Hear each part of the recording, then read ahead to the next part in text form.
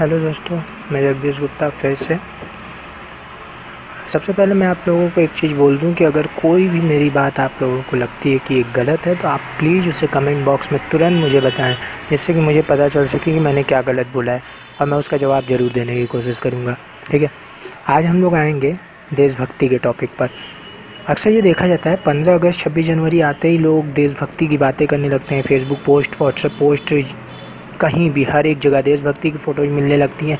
Plus Google पे भी जाओ तो गूगल पे अगर मैं ऐसे सर्च करूँगा फ्लैग तो सारे देश के फ्लैग्स मिलेंगे, बट उस समय अगर मैंने फ्लैग सर्च किया तो सिर्फ इंडिया का ही मिलता है। ये मैं हर बार अपने दोस्तों, अपने रिश्तेदारों से ये चीज़ें मैं पूछते पूछते थक गया हूँ। मैं अब आप लोगों से भी पूछना चाहता हूँ कि क्या 1 दिन, 2 दिन या 3 दिन काफ़ी है अपने मातृभूमि के प्रति प्रेम प्रदर्शित करने के लिए? बहुत से लोगों को देखा है पूरे साल भर उन लोगों को देश से कोई मतलब नहीं होता है, न देश के एक कोने में कचरा भी अगर उनको देखता रहेगा, कचरे का डिब्बा भी, तो वो कचरा उसमें नहीं फेंकने जाएंगे कचरे के डिब्बे में, यहीं कहीं भी फेंक देंगे उठाकर।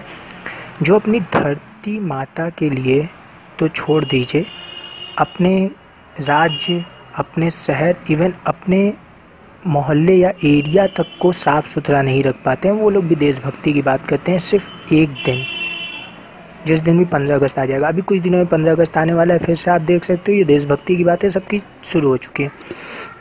मैं देशभक्ति की बातें कर रहा हूँ तो यहाँ पे ज़रूरी है मुझे कि उल्लेख मैं करूँ कुछ महापुरुषों की, ऐसे लोगों की जिनका योगदान रहा है हमारे आज़ादी में।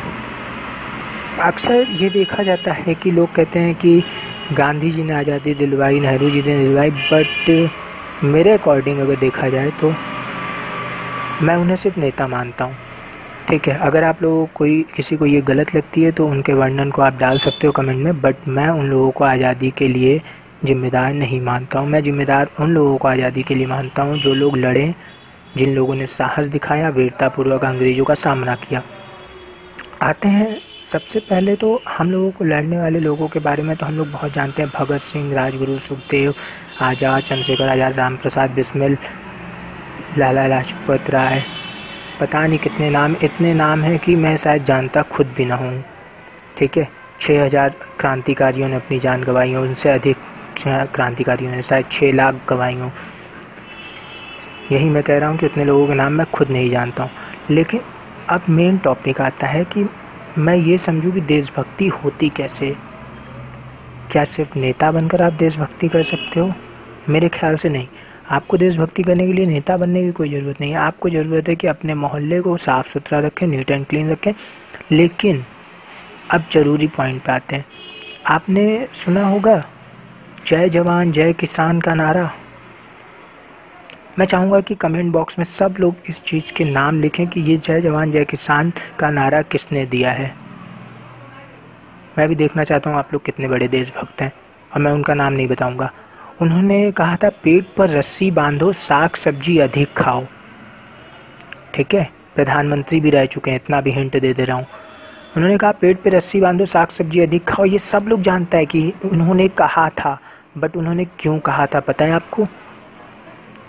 उन्होंने कहा था, उसका एक रीज़न था। असल में हुआ क्या था, आपको ये स्टोरी सुन के थोड़ा सा सीना चौड़ा हो जाए या फिर आपको थोड़ी सी देशभक्ति जागृत हो जाए। मैं चाहता ही हूँ कि देशभक्ति आपके अंदर जागृत हो। उस समय अमेरिका से लाल गेहूँ आता था। लाल गेहूँ का मतलब जानते हो, एकदम बकवास।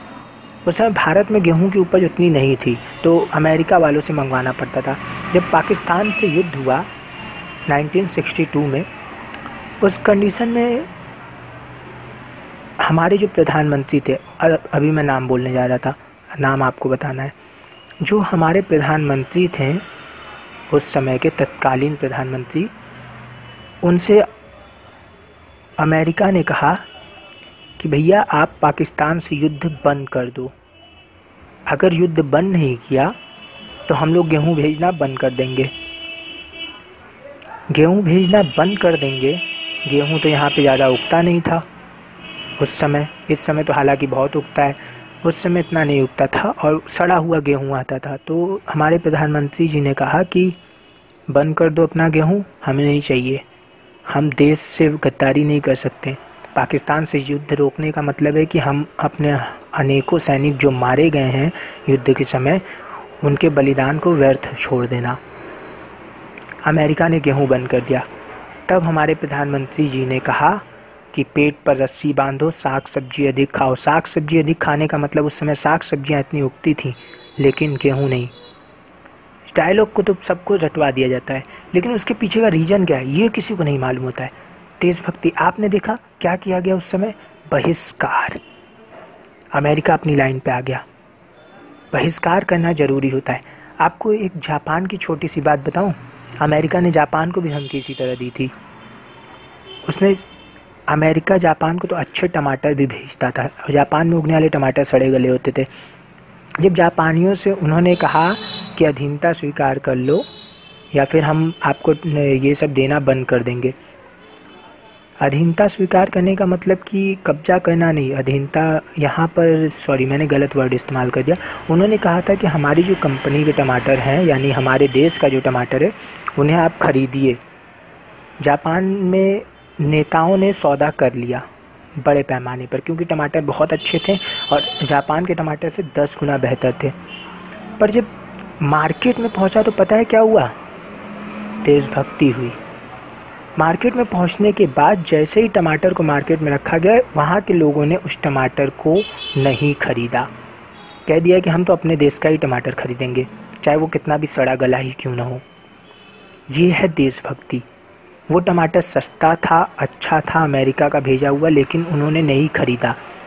और वजह यही है, जापानीज़ ने उस समय जो कदम उठाया, इंडिया आज उठा रहा है। इस समय मेक इन इंडिया प्लान बनने के बाद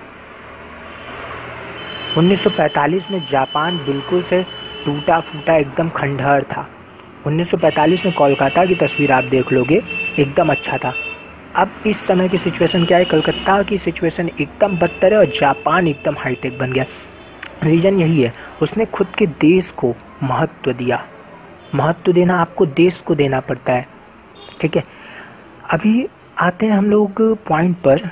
आप जानते हो कि कुछ समय पहले क्या हुआ कि कुछ companies, Chinese company, Redmi, Xiaomi, चिंगचोंग पंचोंग, पता नहीं क्या क्या कंपनियां हैं, साथ में ओप्पो, वीवो, ये 2 कंपनियां आप जानते हो। वीवो सोनी को एक्सचेंज करके आई है। सोनी पहले जापानीज़ थी, अब वीवो आ गई। लोग ये कंपनीज के आइटम्स का बहिष्कार नहीं कर रहे हैं। कह रहे हैं कि सरकार ने खुद न्योता दिया है तो मैं क्यों बहिष्कार करूं। क्यों भाई? आप 15 अगस्त को देशभक्ति दिखाते हो, आप उस दिन तो किसी नेता के बारे में नहीं सोचते हो। आपको देशभक्ति दिखाने के लिए 15 अगस्त मिलता है, 26 जनवरी मिलता है, उसके अलावा आपको देशभक्ति नहीं दिखाई देती है। अगर देशभक्ति है आपके अंदर तो आप उसे दिखाइए। मेरा कॉन्सेप्ट ही यही है, आपके अंदर देशभक्ति नहीं है। आप एक एवरेज में मान के चल जाऊं कि अगर 100 करोड़ में से सिर्फ 1 करोड़ लोगों ने भी अगर मोबाइल्स ले लिए हैं 10,000 रुपीज़ का ही, जो कि मैं जानता हूं कि बहुत ऊपर हाई लेवल के मोबाइल्स आते हैं, 10,000 के हिसाब से ही अकॉर्डिंग कर लीजिए आप, 1,000 करोड़ आपने 1 साल के अंदर मोबाइल्स खरीद लिए। कहाँ गई आपकी देशभक्ति? 1,000 करोड़ आप चाइना को दे दिए सिर्फ मोबाइल के लिए। वो मैं मिनिमम एवरेज बता रहा हूँ, ये मिनिमम है, 1,000 करोड़ ये मिनिमम है। ओप्पो कंपनी के मालिक ने कह दिया कि भारत के लोगों के अंदर स्वाभिमान नहीं है, फिर भी खरीद रहे हैं लोग। अब इससे बड़ी दुर्दशा क्या होगी? देश के अंदर देश के गद्दार छुपे हुए हैं। अगर आप इन चीज़ों पर गौर नहीं करोगे तो कैसे चलेगा? आप मेक इन इंडिया देखो, बट अब मैं थोड़ी सी प्लानिंग पे आता हूँ। कंपनी ठीक है भारत में खुली है, बट इसका मतलब ये नहीं कि आपको ख़रीदना ज़रूरी है। आप नहीं खरीदोगे, वो कंपनियां जो भारत में लग चुकी हैं, प्लांट उनके लग चुके हैं, वो प्रोडक्शन बंद नहीं कर सकती हैं ना अपना। वो अपना पूरा पैसा जो कंपनी बनाई हुई है उसको बंद नहीं कर सकती। उनको मोबाइल कहीं ना कहीं तो बेचना पड़ेगा। अगर भारत में नहीं बिकेगा तो वो कहाँ बेचेंगी? आपको मालूम है, वो विदेशों में बेचेंगी। आपको संयम रखना है, साथ देना है देश का। आप समझ रहे हो? अगर आप नहीं खरीदोगे तो वो कहाँ जाएगा? फिर वो विदेशों में सप्लाई होगा और भारत की आर्थिक स्थिति मजबूत होगी, अर्थशास्त्र मजबूत होगा। इकोनॉमिक्स को मजबूत कीजिए ना आप लोग। क्यों आप लोग इन बातों को नहीं समझते हो। आप लोग हर बार सरकार पे थोप देते हो कि सरकार ने ऐसा किया, सरकार ने कंपनी इनबिल्ट की है, बट इनबिल्ट करने का मतलब ये नहीं है कि आप लोगों को ख़रीदना ज़रूरी है। मार्केट में आया है, जब आप लोग जापानीज से कुछ सीखो, उनकी देशभक्ति देखिए। उन लोगों ने क्या किया, आपके सामने अगर 5000 का इंडिया का कोई सेट आ रहा है और 5000 का विदेशी सेट अगर उससे 10 गुना भी बेहतर है, आपको ठुकराना पड़ेगा। नहीं तो बाद में आप लोग ये बिल्कुल मत बोलिए कि नहीं हमारा देश पिछड़ रहा है, क्योंकि पिछाड़ने वाले आप लोग हो। मैं अपने बारे में बताता हूँ। मैं गया था मोबाइल लेने, मुझे दिखाया जा रहा है कि ये ले लीजिए, ओप्पो ले लीजिए, वीवो ले लीजिए। मैंने अच्छे से सेल्स गर्ल्स की बात सुनी। उसने कहा कि आप सर ये सेट ले लीजिए, ये सेट बहुत अच्छा है, उसके 10 फीचर्स, उसके फीचर्स इतने सारे गिनवाने लगी। मैंने कहा लावा है, माइक्रोमैक्स है, नहीं है, ठीक है मैं नहीं लूँगा ओप्पो वीवो। मैंने सारे फीचर्स देख लिए, मैंने कहा फिर भी मुझे ये पसंद नहीं आया। मुझे पसंद नहीं आएगा, क्यों नहीं आएगा? यहाँ मेरी जो पैट्रियोटिक थॉट्स हैं वो सामने आ रही हैं, आपके सामने भी आनी चाहिए। आपको ये बात सोचनी चाहिए, अगर फीचर्स 10 गुना अधिक है तो क्या करोगे उसका? अगर आपका देश कंगाल हो रहा है तो आप उस फीचर्स का क्या कर लोगे? उन फीचर्स का यूज किस काम में कर लोगे? मोबाइल से आपके लिए क्या काम है? आपको 4 GB रैम मिल रहा है, आपको 1 GB रैम मिल रहा है। अगर मैं मानता हूँ 2 GB रैम इंडियन सेट में मिल रहा है और 4 GB रैम अदर सेट में मिल रहा है जो चाइनीज़ हैं या दूसरे देशों के, आप 4 GB ठुकरा दो, 2 GB ले लो। आपके कितने सारे ऐप्स हैं? मैं मानता हूँ कि 2 GB रैम के अंदर आप 500 ऐप्स भी चला सकते हो। जो भी ऐप्स आज तक बन रहे हैं सब आप उसमें यूज कर सकते हो, है कि नहीं? आप यूज कर सकते हो। प्लस पॉइंट ये भी है, अगर इंडियन सेट आप लेते हो, अगर उसकी बैटरी आपकी ख़राब हुई, बैटरी आप रिप्लेस करोगे तो आपको 500-600 में मिल सकती है आसानी से। लेकिन यदि आप दूसरे देश का सेट लेते हो तो क्या होगा भैया? आप समझे हो कभी? आपने इसके ऊपर ध्यान नहीं दिया। उस कंडीशन में आपको क्या होगा, आपको एक बैटरी के लिए 2200 रुपये देने पड़ जाते हैं, कभी कभी 2500 देने पड़ जाते हैं। इतनी महंगी बैटरी क्यों? क्योंकि वो बैटरी आती है डॉलर्स में, वो बैटरी रुपए में नहीं आती है।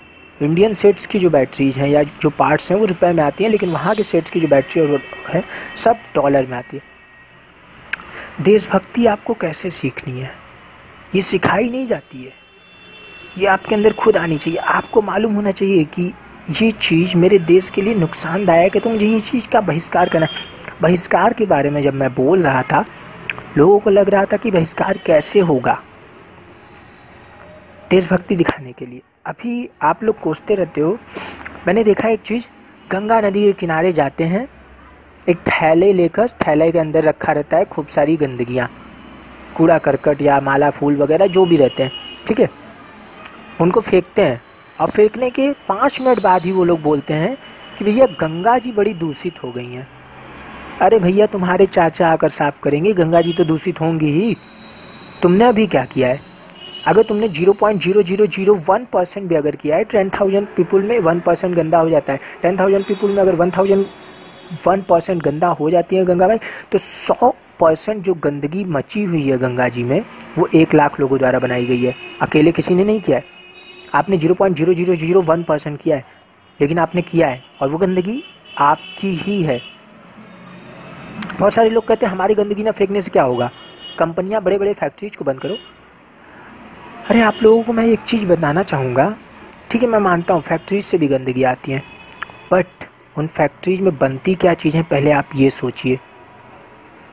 अगर आपको इतनी प्रॉब्लम्स हैं तो उन फैक्ट्रीज में बनने वाले सामान को आप बहिष्कार करो, आप सामान मत खरीदो वो चीज़ें।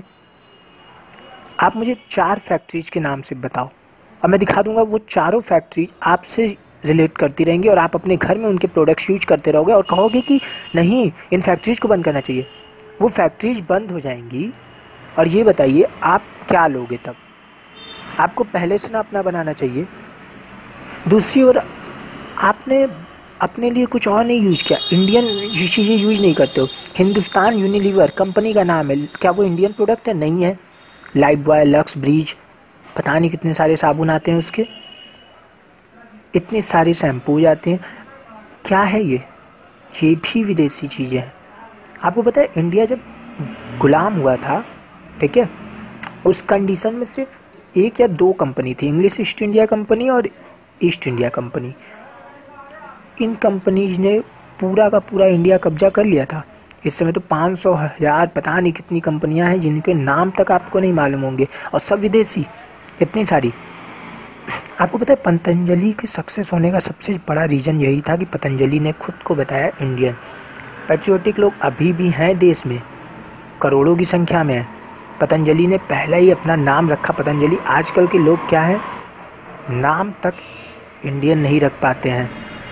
नहीं रख पाते हैं इसलिए नहीं रख पाते हैं कि उनको रखना पसंद नहीं है, वो लोग भी देशभक्त हैं। लेकिन जैसे ही वो लोग कोई इंडियन नाम रखते हैं, संतूर, बस यहाँ से एक धारणा पैदा हो जाती है ये कंपनी बेकार है। आप लोगों की मानसिकता जो है ये कहती है कि नहीं, ये अगर इंडियन है तो बेकार है, और यही प्रॉब्लम आपके साथ है। आपकी मानसिकता बदलनी होगी। अक्सर लोगों ने लोकल शब्द को इतना बर्बाद करके रख दिया है। लोकल शब्द क्या है? असल में लोकल जो हमारे सराउंडिंग्स में मिल जाए, जो आसपास में मिल जाए, वो होती है लोकल। लेकिन लोकल वर्ड को लोगों ने नकली वर्ड बना दिया है। लोग कोई बेकार प्रोडक्ट होता है, कोई घटिया प्रोडक्ट होता है, उसको कहते हैं ये लोकल है। एक्चुअल में वो लोकल नहीं है, वो घटिया प्रोडक्ट है। और लोकल को आपने इसके साथ जोड़ दिया, इसीलिए आपने इंडिया की हर एक चीज़ को लोकल, क्योंकि इंडिया की चीज़ें तो लोकल है, और इंडिया की चीज़ें आप लोगों ने बेकार बना दी है। पैट्रियोटिक क्या है? देशभक्ति आपके अंदर होनी चाहिए। आप सोच रहे हो कि सिर्फ आपके अकेले करने से क्या होता है? मैंने लास्ट वीडियो में बताया था, अगर आपकी सोच बदलती, लाखों की सोच बदलती है। आप सिर्फ अपनी सोच बदलिए, लाखों लोगों की सोच अपने आप बदलेगी। अगर आप खुद की सोच नहीं बदलेंगे तो किसी की सोच नहीं बदलने वाली, ये आप लोग समझ के रखिए। मुझे बहुत बुरा लगता है। मुझे देशभक्ति की बातें अगर बतानी है तो मेरे पास कोई इंडियन वेबसाइट नहीं है बताने के लिए। मुझे यूट्यूब का सहारा लेना पड़ता है। अब इससे ज़्यादा बुराई क्या होगी? इससे ज़्यादा बुरा क्या होगा? आप लोग यूट्यूब पर तुरंत पहुंच सकते हो, लेकिन अगर कोई इंडियन साइट अगर बन जाएगी तो आप कहोगे ये लोकल है। उस साइट पे आप जाओगे नहीं वीडियो देखने, तो वो कैसे चलेगी? वो चलेगी ही नहीं तो दूसरे देश के लोग कहाँ से आएंगे? सर्कुलेशन कहाँ से होगी? इंडिया की ग्रोथ कैसे होगी? आप लोग इंडिया की ग्रोथ नहीं बढ़ाना चाहते हो। आप लोगों ने कभी भी ये चीज़ नहीं सोचा है कि कैसे इंडिया की ग्रोथ बनाई जाए। आपको बस मिला प्रोडक्ट, अगर 5 रुपये वाला प्रोडक्ट 4 रुपये का मिल जाता है, ठीक है, बहुत बढ़िया है। आपको पता है एक और चीज़, लास्ट चीज़ मैं बताना चाहता हूँ। पहले कपास की जो होता था, कपास से कपड़े बनते थे, ठीक है, सूती कपड़े जब कॉटन के कपड़े बनते थे तो इंडिया वाले लोग अगर जो चीज़ 2 रुपये का देते थे वही अंग्रेज 50 पैसे में देना शुरू कर दिए। अब इंडिया के लोग जब 2 रुपये का दे रहे हैं और विदेशी लोग 50 पैसे का, तो इंडिया के लोगों की मानसिकता यहीं ख़राब होनी शुरू हुई। उन्होंने 50 पैसे को चुन लिया और कहा कि हाँ ठीक है, हम 50 पैसे वाला कपड़ा ले लेंगे। बट यहीं सबसे बड़ी गलती कर दी उन्होंने, क्योंकि उन्होंने भारतीय प्रोडक्ट का बहिष्कार कर दिया, और यही गलती हो गई। जब उन्होंने गलती कर दी तो यहाँ के सब लोगों ने कपड़ा बनाना बंद कर दिया, और कपड़ा बनाना बंद करते ही क्या हुआ? अंग्रेज़ों ने देखा कि अब कोई इंडिया में कपड़ा बनाने वाला नहीं है, सारी फैक्ट्रीज हमारी हैं। उन्होंने 50 पैसे को तुरंत 5 रुपये में कर दिया। अब आप सोचिए 2.5 गुना आपने देना शुरू कर दिया। मतलब हमारे पूर्वजों ने देना शुरू कर दिया 2.5 रुपये उसी चीज़ के जिसके वो 2 रुपये अपने आराम से सुखी से देते थे। यही प्रॉब्लम है। कंपनीज पहले आपको सस्ते में देंगी, लेकिन जब इंडियन कंपनीज नहीं रहेंगी ना तो हंसुए पे रख दिया जाएगा हम लोगों को। कुछ नहीं होने वाला है, ठीक है। जय हिंद। मैं चाहता हूँ कि ये जो देशभक्ति की चीज़ है ये 15 अगस्त तक सब जगह नहीं फैलनी चाहिए। 15 अगस्त के बाद भी ये वीडियो फैलता रहना चाहिए। अगर आप लोग ऐसा कर लोगे तब मैं मानूंगा कि आप लोग पैट्रियोटिक हो। मुझे देखना है कि मेरे पास ये रिटर्न होके कितने साल में आता है। जब तक मेरे पास आएगा तभी मैं मानूंगा कि नहीं, आप लोगों के पास है, आप लोग कुछ कर सकते हो।